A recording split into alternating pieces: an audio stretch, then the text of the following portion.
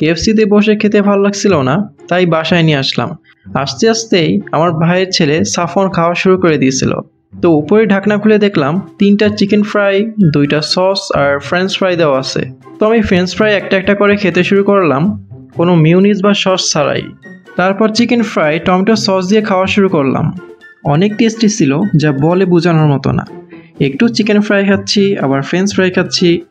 এখানে এক হাতে ক্যামেরা ছিল, তাই সস নিতে পারছি না। ভিডিওটি কেমন লাগছে কমেন্ট করে জানান, আর সাবস্ক্রাইব করে পাশে থাকুন। আল্লাহ হাফেজ।